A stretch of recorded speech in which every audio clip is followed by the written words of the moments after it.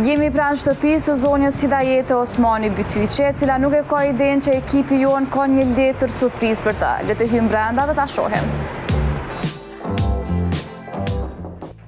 Përshëndetje. Si jeni zonja Hidajete? A je mirë? Alveta. Fillimisht faleminderit shumë që na ke pranuar. Unë e di që nuk e pas dieni që kena marrë dhe çfarë është ndodhur, po do mundona t'ju tregoj.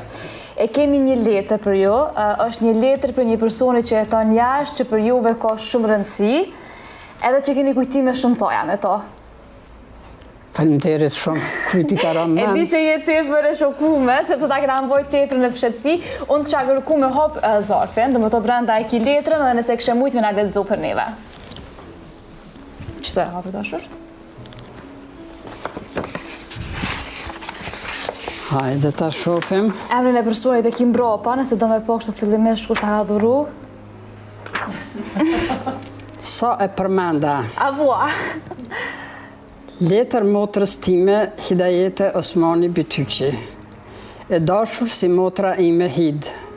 Koha ecën me ritmin e saj të zakonshëm e unë sa shpesh flas me kujtimet në përkohë.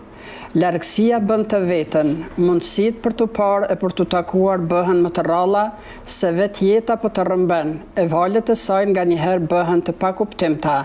Por kujtimet që ruaj për ty dhe shoqet tona nuk i lë anash asnjëherë.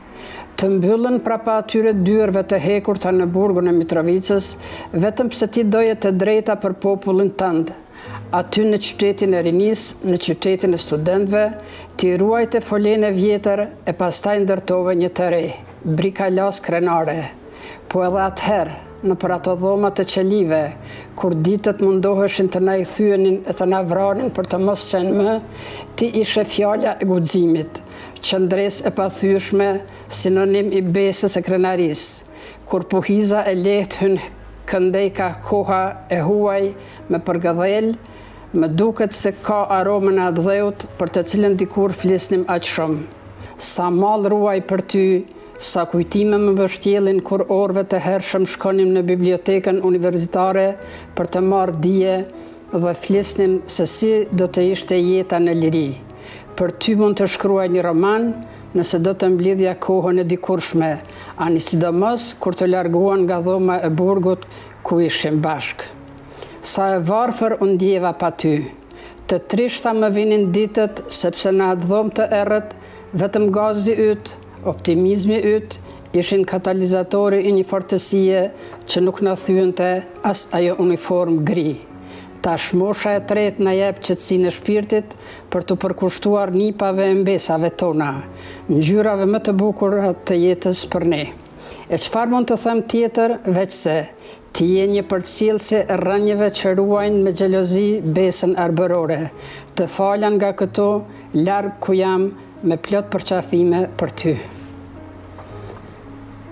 O, si motra ime zyrafete, falenderit shumë për këto fjalë miradije, për këto kohë, për këtë rikujtim, për kohët e vështira që i kemi kalu, dhe me plot krenari për këto ditë që i pritëm. Tregom çfarë ndjeve kur e lexove dhe ta kthej pak atë kohën, ndoshta ato kujtimet edhe më pak dëshiruara.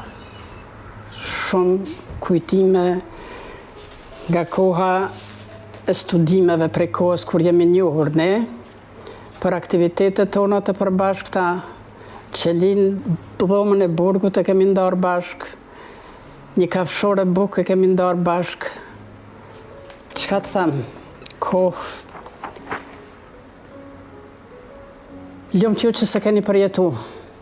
E ne kemi përjetu për ju, e gëzofshi ju lirin. Po ishim në burg, në dhomë, kur e sollën, kur u hap dera, unë e pash që ishte ajo. Dhe e ktheva shpinën për mos me na hetu ato që ne po njifemi, se në momentin që njifesh me dikën, nuk të lejojnë aty në dhomë. Pastaj u përqafum aty, fillum bisedat për punët, për veprimtarit, e natën në mërshën pyetje. E pa ta porosit një palë të bund, kanë qenë punëtorve të Ramiz Sadikut, trasha, Mendojsha që kur t'i veshim ato, i përballojmë ma lehtë të rënat. Edhe cilën na merrshin pyetje, ne e veshnim më të bund për mbrojtje. Po, torturat kanë qenë të jashtëzakonshme, një ndër to që është më të mërshmja që e kam përjetu, shoqen Hatmane Haradinajn, edhe të ndjerën kunatën e kam Mihrie Krasniqin, që kanë qenë të torturuara jashtëzakonisht, që trupi i tyre ka qenë në ngjyrë teget e verdh, të mundu me peshqirat e lagur, e xhurafetën, durt t'u mbështjell me peshqira për me kalu ato dhimbje, se mjeku as nuk vinte në pyetje për me na dërgu atje. Po besoj që keni qenë mbështetja e vetë në për njëra tjetrën.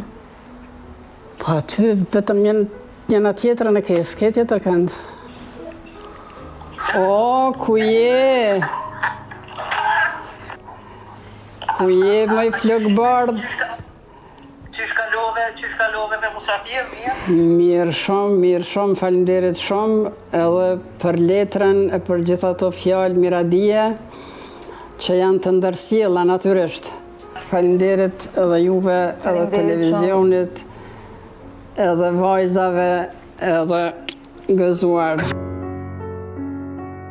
Kjo ishte e gjitha që kishim përgatitur për këtë javë në rubrikën Letër nga diaspora. Ne së bashku shihemi javën tjetër.